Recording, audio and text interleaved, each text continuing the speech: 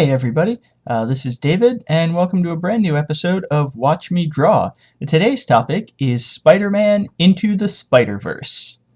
So I wanted to talk briefly about Spider-Man Into the Spider-Verse. Now first off, this is not going to be a review of the movie, mostly because it's been out for a little while now.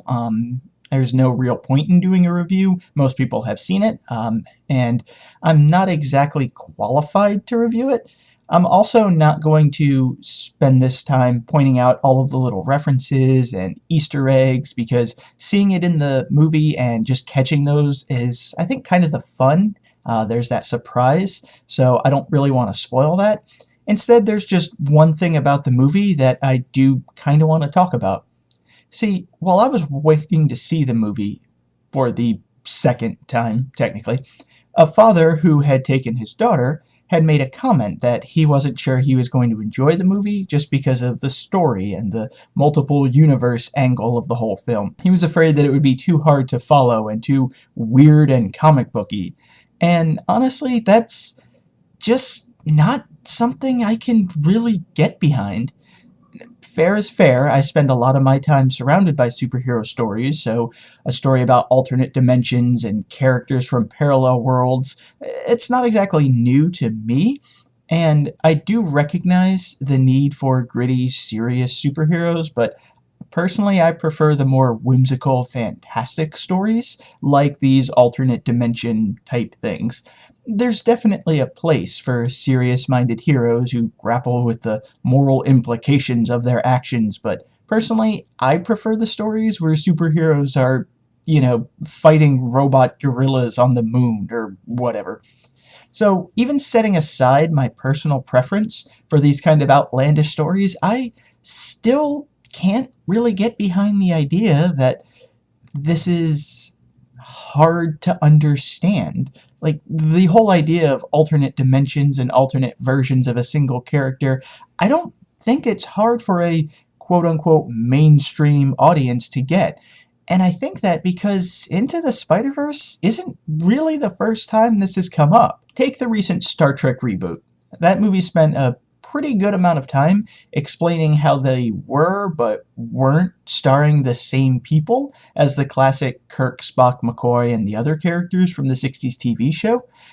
It's a big budget movie all about time travel and parallel worlds, and that movie made over $380 million. It made more money than any other Star Trek film, so obviously audiences kind of got it, Or take a look at Harry Potter and the Lord of the Rings films. Those, again, were huge hits, and they took their fair share of liberties with the books that they were based on.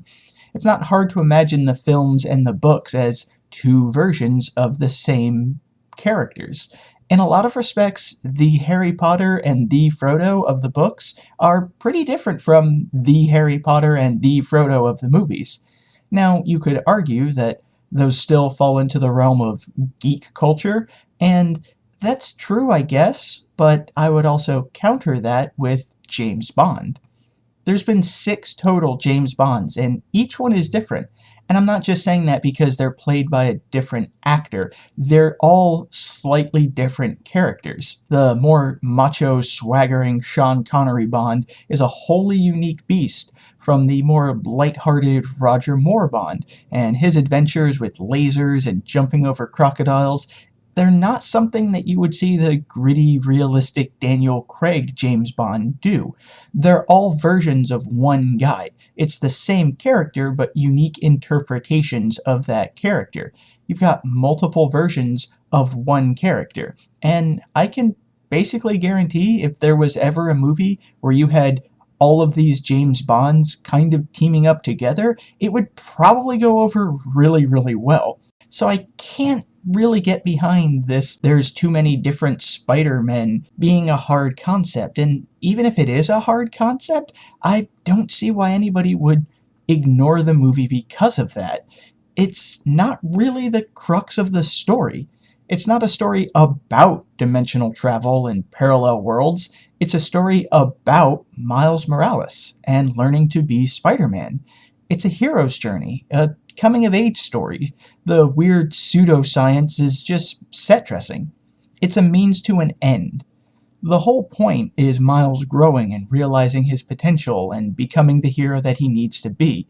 I mean, if a cartoon pig and a girl in a robot suit can be Spider-Man, then why can't Miles Morales be? That's really what the story's all about. All the weird, obtuse, comic booky things are just part of the fun. They're not the main draw. The draw is the human element, the personal conflict. The best superhero stories are the best, not because they feature these weird, outlandish cosmic figures or advanced scientific inventions that need a whole lot of time explaining. They're the best because of the characters and the drama, the relatable conflicts. Really, I guess that's kind of my main point. A good story is a good story, regardless of how it's delivered.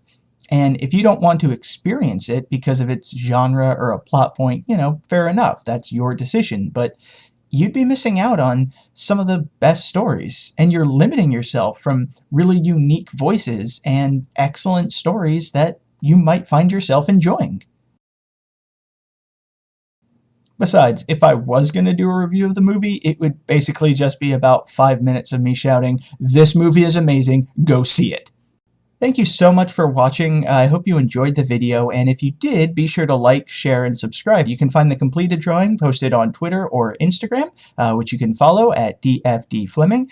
If you have any ideas for something that you want me to draw and discuss, feel free to let me know by asking me a question in the comments below or suggesting a topic there. Or again, follow me on Twitter and Instagram and you can ask me there.